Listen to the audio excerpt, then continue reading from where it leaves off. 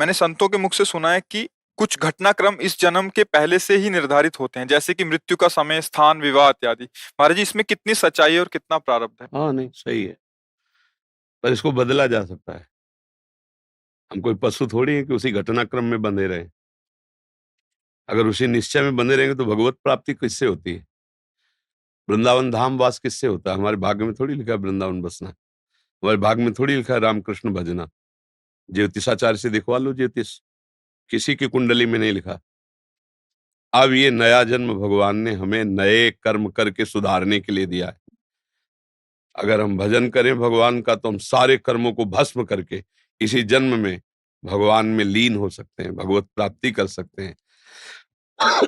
हम चाहे अपने कर्म बिगाड़ कर भूत प्रेत बन सकते हैं, सुअर कुत्ता बन सकते हैं, नरक जा सकते हैं। तो हमारे प्रारब्ध में थोड़ी लिखा सुअर बनोगे।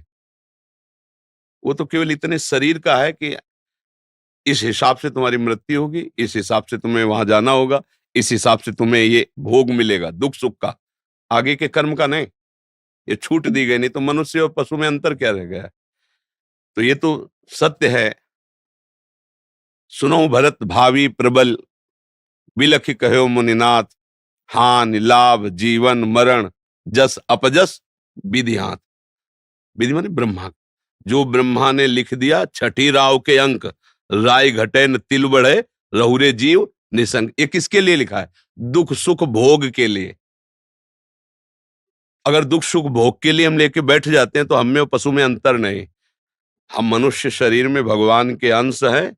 हम इस दुख सुख की परंपरा को नष्ट करेंगे, मिटा देंगे इस दुख सुख की परंपरा को, और इसी जन्म में भगवान की प्राप्ति करेंगे। हम अपने नए भाग्य की रचना करेंगे। इसी जन्म में हम कर सकते हैं, सुअर कुत्ता बन के नहीं, अन्य जीव पक्षी बन के नहीं, मनुष्य शरीर बन करके।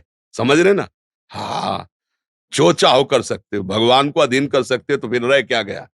सुमिर पवन सुत पावन नामू, अपने बस कर ही राखे रामू। जब भगवान को बस में कर लेता है भक्त, तो फिर और क्या बचा? जो चाहो कर सकते हो, पर चाह गलत करोगे तो फंस जाओगे।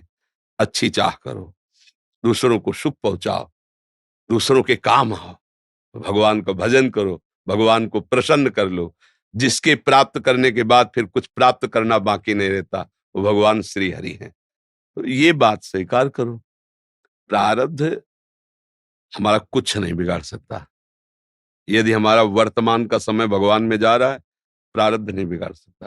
प्रारब्ध शरीर के ऊपर प्रहार करता है, और हमारा शरीर भी भगवान की शरण में है, तो प्रहार भी जो तलवार जैसा होगा, तो आके छड़ी जैसा लग जाएगा, लगेगा छड़ी जैसा, क्योंकि वो निश्चित हो चुका है। पर हम भजन के बल से उस प्रारब्ध को सह के भगवत प्राप्ति कर लेंगे। बस एक ही शरीर है, जहां ये छूटा, अब अब फिर आवागमन नहीं। वाह। तो बार बार हम इस माँ के गर्भ में जाना, फिर पैदा होना, फिर प्रारब्ध भोग भोगना, ये क्रम चलता रहा है, अब नहीं चलेगा। अब मनुष्य शरीर मिला, अब इस क्रम को मिटा देंगे हम। किससे? भगवान के भजन के बल से।